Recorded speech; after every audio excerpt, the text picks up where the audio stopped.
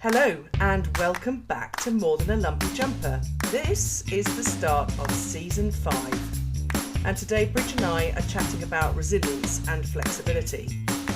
What they are, do they intertwine? Do you actually have them? And if not, how can you get them? Can you practice? And what are the uses in leadership? There's probably more, but who knows with us? So why don't you come and join us for being flexibly resilient? Bridget, I haven't spoken to you for what seems like a millennium. How are you? Are you on mute? Because I now can't hear you. Yes, I am. Oh. Fuck's sake. Right then, I'm off mute now. Super. I am fine, thank you. And I'm kind of thinking it's over 2 months. I think actually the last time we spoke face to face was maybe in November when we went to the dinner. It was. And what a lovely opportunity to say that we have been flexible with how we have gone about our recordings. Nice segue. And choosing to take a little time out before we came back with Season 5. We've tried other things. We've had our guests in between, haven't we? We've even tried recording by ourselves, of which some of those are online now. But this is a wonderful topic for us to be looking at today because, of course, one of the reasons for this requirement for flexibility is a massive change in environment for you, which we will be careful about how we talk about. But I think that there's lots of lessons to be learned about flexibility and resilience there. But before we start talking about the change there, I wondered if you had any thoughts about how your flexibility and resilience, probably more so the resilience bit to start off with, has grown since all those years ago when we first met. Oh gosh. Because you're putting me to think that far back. Bloody hell. Okay, so rather than putting you on the spot, I tell you why I came at this while I was actually looking at the two topics, is we can look at the definitions of flexibility and resilience. Yeah. One of the reasons that I'm interested in this is because when we discussed the idea of talking about resilience for this episode, and we've sort of danced around resilience, we've done a little bit, but it's come into other things we've discussed. I haven't really thought about the element of flexibility linked to resilience. So I've always just thought resilience. And so I'm really interested in why you had suggested flexibility as well as resilience. And that would be helpful, I think, for everybody listening, because it sounds really arrogant. If I'm confused, then everyone must be confused, right? Yes, and probably I am too, even though I gave you the topic title. But okay, so this is where I got to with it. If I go all the way back to early days, probably before Sandhurst, before we met and joined the army. But what I understand of the definition of resilience these days is around endurance, adaptability, psychological and physical stamina. It's all of those. Whereas I think in my growing upness, I often only captured the physical stamina bit without really giving myself enough credence for the other things that were part and parcel of what resilience looks like and feels like for us. And of course, resilience isn't that take it all, stand firm and all of those sort of like elements, because if you only see it like that, you end up in this world of rigidity. So I guess that's where I was then drawing on the element of flexibility, because when you look at flexibility, those elements, as we've just said about what we've had to do with the podcast, is openness to change, adaptability in our decision making, and cognitive shifts. So there's this element that goes on in the body so much with resilience, and I think that we can talk about that and the practices that you can be in to build that. But I am a firm believer in that you can't really have one without the other, because if you get them out of balance, then other shit happens. So, feeling that you need to be resilient the whole time, pushing through and, I've got this and everything else beside, without that flexibility of mind that goes with it. We've been there before when we've talked about it, but that's what brings us to burnout. Oh, okay, understood. If you flip it the other way, that you've got loads of flexibility but not very much resilience, well, then you're into the sort of like the mode of, you know, lacking in direction, being slightly not unstable, but there's instability in that. But that balance of having the both, so that you can, I mean, I love the analogy of bamboo, because bamboo can stand very solid, but it knows in a storm to bend. And it also is like bamboo. Sometimes my mind surprises me about where it goes. The moment you said bamboo, as a homeowner, I was like, bamboo! Because I spent a long time having to get rid of fucking bamboo out of my garden because it just grew and grew and grew and grew, and it kind of started taking over the world. So I know that, that if you say it to a gardener, people get very upset. Absolutely, so. But that's its level of resilience. Yeah. Yeah. So that's why I've got the two things together, and flexibility is very much about being proactive. You know, what's needed right now, what's needed in the moment, sort of like element, and your resilience is actually more of a reactive one, because you've done the element of the decision making or whatever it might be, but it may well be in that pressured situation or the difficult conversation or whatever it might be that your resilience, I think, is embodied, and it comes to the fore. But actually the practicing of both of those elements together helps us be much more in a place where we can be grounded in those tricky situations rather than necessarily fighting or flighting. Yeah, I have to say, now I think about it, especially when we're talking about this sort of flexibility in terms of effectively mindset, I guess, being able to change tack. So I'm going to go into a sailing metaphor now. But I think that there's a real, like a massive overlap with resilience and flexibility, and the fact that they kind of are part of the same. Because I think it's really difficult to be resilient in terms of being prepared, being ready, being able to weather a storm without already having some kind of mindset that means that you are able to change tack or to look at things differently. Certainly one of the things when I've been looking at resilience, it is the ability to look at things, even setbacks, as an opportunity rather than a disaster. And so this idea of growth mindset comes in as well, which helps us in terms of our mental flexibility and our, I guess, you know, when people sometimes think of resilience as like this steadfast stone, like a stone weathering the storm. But I like the bamboo analogy better because it remains there, but it's sort of moving and shaping, and it might grow in a different direction as well if it comes up against something that it can't get through, although apparently there's very little bamboo can't get through. But it's true. But that it grows in another direction. And the same with the sailing analogy, you know, you can weather a storm, but sometimes you have to go and take shelter. And even though that's not your ultimate destination, you change direction and wait out the storm so that you can set off again, and you'll still end up where you're trying to go, inshallah. But if you just keep going into the heart of the storm, then actually you might, you know, end up under the water rather than in your destination. So I think there's a whole heap of things that both of them are proactive. I think the preparatory phase to ensure your resilience and maintaining your mindset to be able to be flexible are both proactive things. I think that both can be reactive and both are in a way preparatory as well.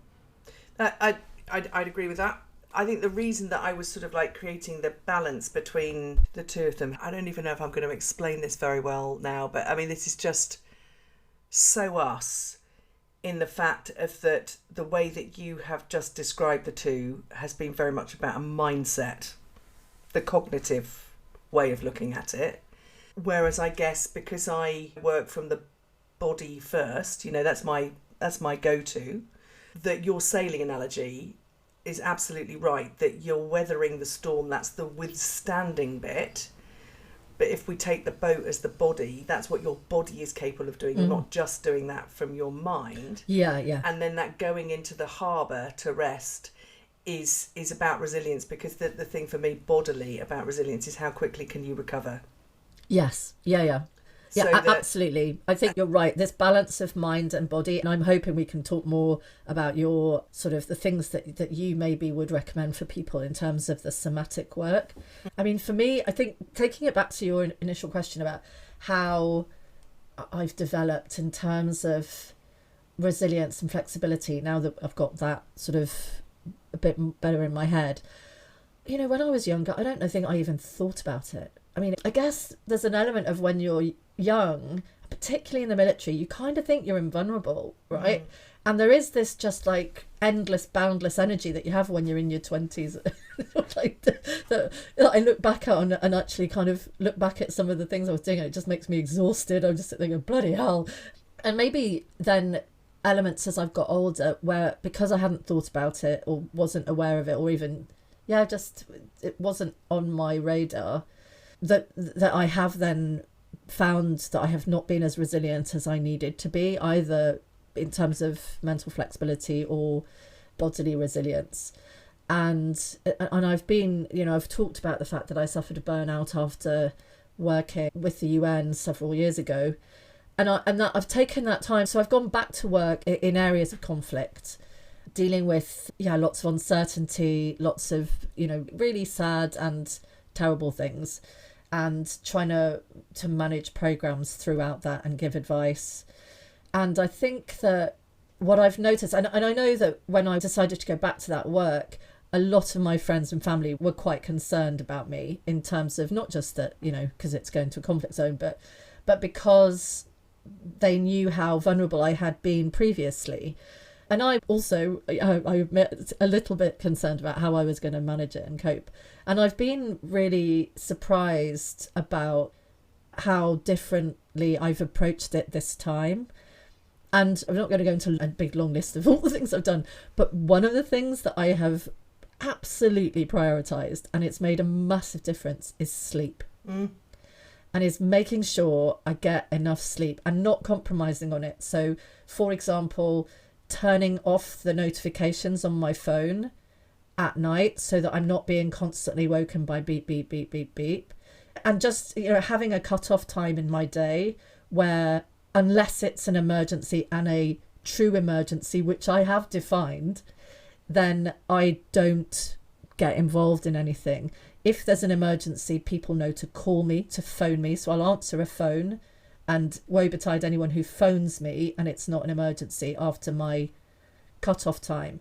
But it's become like a religion for me, is to make sure I get enough sleep and that I am turning off, getting time in the day where I turn off.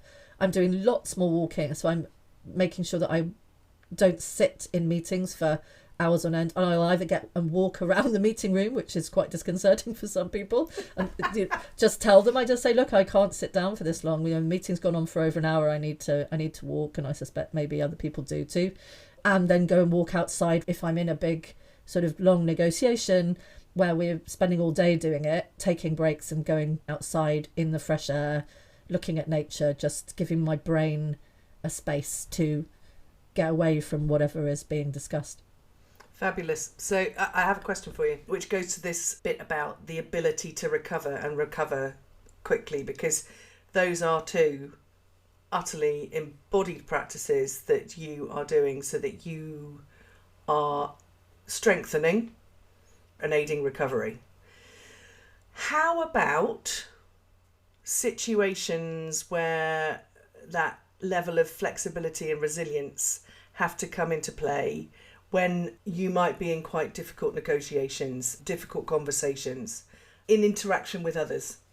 Do you have anything about that where you've found that you've been different? And the reason I ask, I'll give you the context to it, is that we've talked before about, for both of us, how we can quite quickly feel the fire rising to the surface, and us not being able to do anything about it. And so, our resilience and our endurance sometimes comes out as like a flame-throwing dragon, when in fact, what is the able to recover quickly in the pressured situation when you're in interaction with others?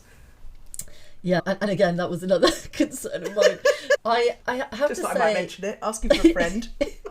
Over the years, I've done quite a lot of negotiation training and sort of communication training. So, you know, that sort of do as I say, not as I do. And so I'm very aware. It's a bit like eating, right? Or diet and exercise. You know what, like over the years, we all know what we're supposed to do and then don't do it. It's been quite interesting that when I'm actually in work and normally faced with those sort of situations where I kind of go into a different persona, I put my negotiating head on, which makes it a lot easier to remember all of the training, all of the things that I've done, all of the experience that I've got.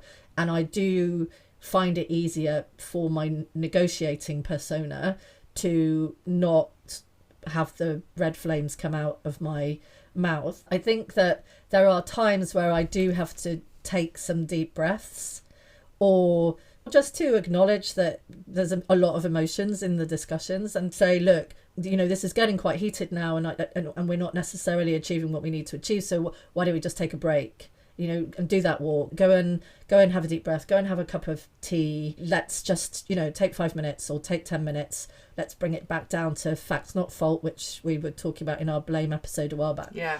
And then at other times, yeah, I mean, you know, I'm not saying that I manage it all the time. There are plenty of times where there's some snark comes out and you can feel that, and I actually, one of the things that I found now is I hope nobody ever looks at my WhatsApp, but send messages. I've got a couple of friends who are also in a similar business and are much, much more experienced and better at it than I am. And I will send messages going, what the fuck, this person, you know, this person's really fucking annoying me. And then they'll come back and just kind of go, oh, sad face. and then it just makes me laugh. So I find just an outlet. I remember when I was a barrister and you'd be in court and you'd have the most annoying client. You used to call them robe tuggers because they'd be tugging on your robe going, another thing. Or it'd be a solicitor, or you just have your client giving evidence and they just then do everything that you had told them not to do. And I would just then write and hope that nobody could look over my shoulder in big letters, fuck, as if I was screaming. So it was getting the scream out of me in a way that was appropriate because, without me being put in jail for contempt of court. So there are some things, and emails used to be my worst one, that I would just like read something, misunderstand it, and like tap something and then press send. And so now when I read something and I'm like, for fuck's sake, and I type the email and then I have to go, don't press send, Bridge. I have to read it again. Does this get the point across without needing a visit to HR? And I then will rewrite it, and sometimes I have to rewrite it 3 or 4 times. Sometimes I'll spend half an hour just going back through thinking, am I being unreasonable? Is this clear? Blah, blah, blah. And I still, particularly because I'm often sending emails to people for whom English is not a first language. And emails are terrible for people being able to misinterpret them, especially when you're in this situation where emotions are high and there are very, very different narratives and very, very different perspectives going on. So yeah, I have actually, now I do the email thing. I chuckle to myself about that. It's like, oh God, I'm rewriting emails like 5 times to make sure that they're not going to cause more problems than... No. I'm supposed to be solving problems. I'm not supposed to be causing problems. Creating them, exactly. Someone said to me the other day as well, because I said, yeah, I used to try and do that, and then found that somehow I had inadvertently pressed send when I didn't mean to. And so they were saying, yeah, same's happened to me. I write my emails in Word first, so I'm nowhere near the system. I thought that's a really good idea. So, top tip for everyone there. So that's good. You are giving examples of embodied practice already. I mean, I am equally a note writer. You know, I think I've told people, and probably on the podcast before, because people will now go, oh, you're writing notes or something else. Yes, so just giving my secrets away. It's easier when you're actually on a Team or a Zoom call, when you're writing God knows what about somebody who's speaking, and then just to make sure that it's gone before you bring your head back up and say something again. But I wondered if this might be the moment to actually talk about some of the practices I've written down as well, because there's like the ones that you're bringing to mind are absolutely about, I am a firm believer in getting it out, not leaving it simmering, because that's when the pressure cooker sort of situation can arise. And the first and the basic one is around the strength and stability under pressure, is about the grounding exercise. And I think I've talked about this before. Whilst I will put into the reference docs somebody doing the very slow, methodical, almost body scan of every part of you, people start practicing that, they begin to realise where they are holding their tension. Most of all. So whilst when you're doing the full element, we're back to trees again, you're talking about feet flat, properly flat, creating the roots for yourself. And then you move up, and the best way to do it is to just be checking in different parts of the body and almost like tightening them up and then relaxing them again to feel what's the default position. So as we're coming up the body, if I think about myself, when I'm under pressure, I stand to attention even if I am sat down. I absolutely lock my knees out. So I know that for me, when I'm getting into a pressured situation, that the place to go and check first to make sure that I'm still rooted, because as soon as, even if you lock your knees when you sat down, if you try and do it now, your feet aren't rooted anymore. You've almost started to lift them off, because it goes from my knees up into my arse, and because I'm sort of like getting ready to leap into the screen or whatever it might be. So that flattening down and making sure that I'm absolutely sat solid in my seat or resting back.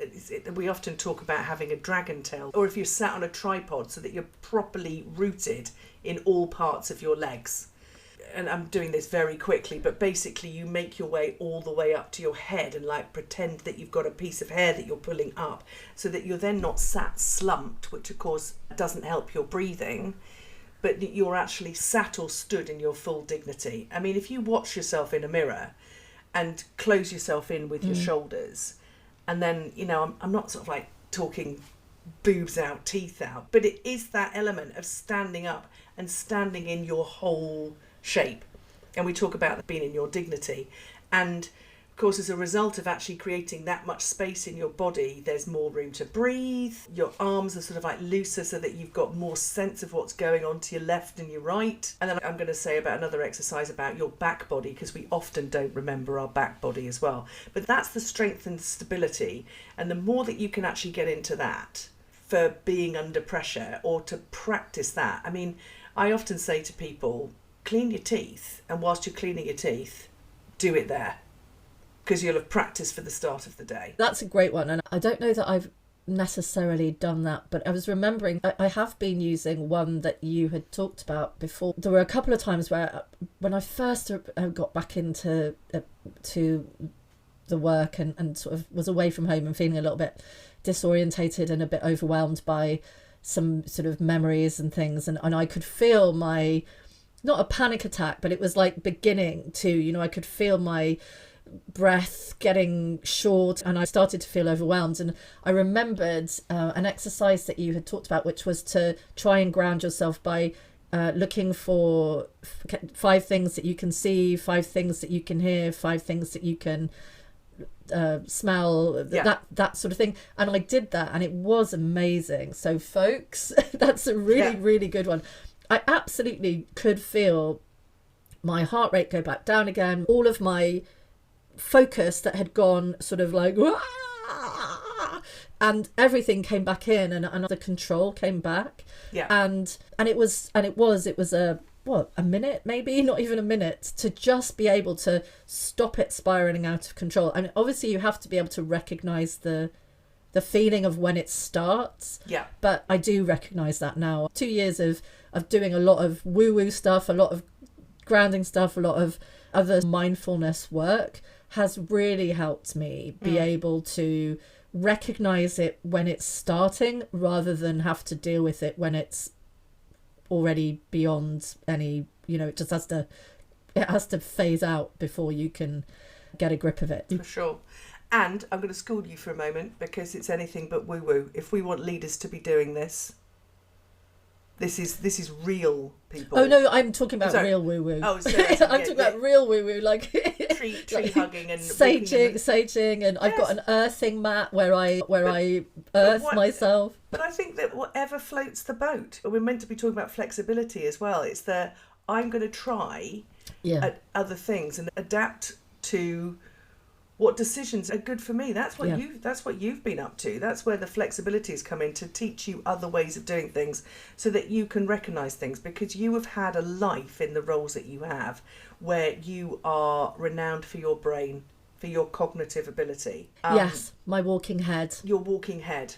And that exercise about the looking for the 5 pieces, now I appreciate that you may well be in a meeting where decision making has got to be done around uncertainty, and it clearly is going to be quite tricky to be saying to people, can you just give me a minute, because I'm the reason for the practice of any of these things in the long way is that what you can actually bring into the moment. So when you're doing those things, actually that breath work in the decision making in uncertainty, you can be listening to people speaking, you could be taking a pause and beginning, let me just think about that. And even if you do 4 counts in, hold for 2, and 6 to 8 out, I kid you not, doing that 2 or 3 times, or when you can feel that emotion or that tension building in the room, to be the person who is actually sitting up a bit more, grounding themselves and actually doing the breathing, what you can then bring into a space for everybody else is inordinate. Yeah, I think, and that's absolutely right, because, the moment there is someone calm in the room, I've noticed it certainly, that if there is at least one person who is calm in the room, it does change the energy around what's going on, because if everybody's all up in their business, then it just spirals. There's something weird about, not weird, but there is something powerful, I guess, about there being someone who is still calm when everyone else is starting to lose it, and actually everyone will turn to that and be like, why is that person still calm? Yeah, and I guess that what I've learned in all of the years that I've been doing this, I mean, we're very much alike in certain ways and so very much not in others, but the rah rah rah and wondering why we don't get listened to. I get listened to a hell of a lot more when I get quieter. Yes.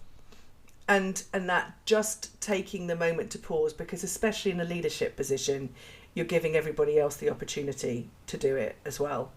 Now, the next one I got was about the stress release, and I think that your recovery things around walking and getting up and moving around, that's definitely a way of doing it. And I often also, there's more work on this from the shaking element in trauma release and what have you, but it does actually help from the stress release perspective as well, of going and shaking it out, just being outside. And it may well be that you're walking and people might like, what the hell is she up to now? But shaking like a dog, just like, you can see dogs when they do it, and they're trying to get rid of the water or whatever it might be, or, when they stand up and they might do it a bit.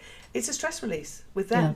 So if it works for a dog, why can't it work for us? I think it really does. And the other ones that, again, depending on what level of anger management some people actually need.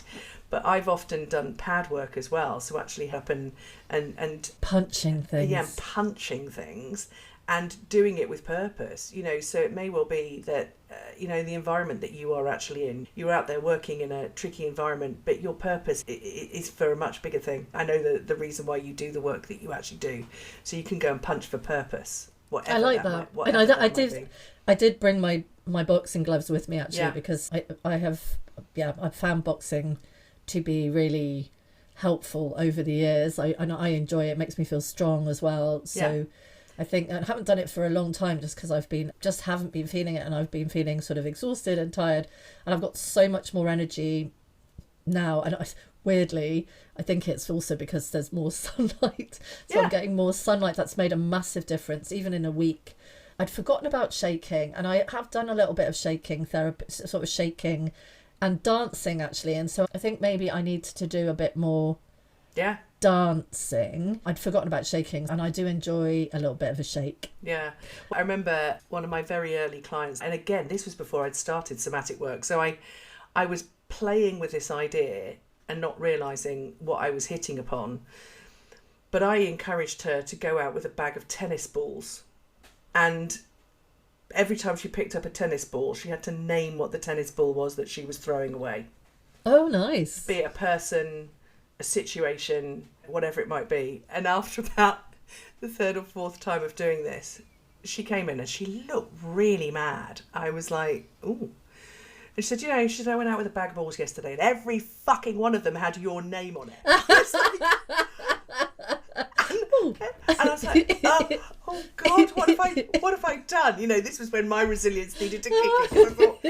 And I was like, oh Christ. And she said, I am so fucking mad with you, because she said, I've been telling myself for years that I'm fine. And she said, and you've just brought up all of this stuff, and now I'm absolutely furious. And so I was like, well, okay, so you can be cross with me for a while, but there may well be some benefit in this. But yes, so I was like, be careful what you wish for. But yes, she was very cross with me for a while, and then realised that there may well be other people. But that would depend on space or what have you. But I think the pad work is the other way of doing that. Sure. And then the last one is what I call adaptive spine. I said I'd say something about having your back. So you probably know from when we've been recording that I often have a cushion in my lower back. And when we're actually doing grounding exercises, whilst it's about being in your dignity, also being aware of what's happening to your left and right for belonging, that this back body is something about safety and the ability to have your own back. But without getting too deep on this, one of the reasons for doing the back body and your depth, and we started with asking questions about what have we learned about resilience and flexibility when we started.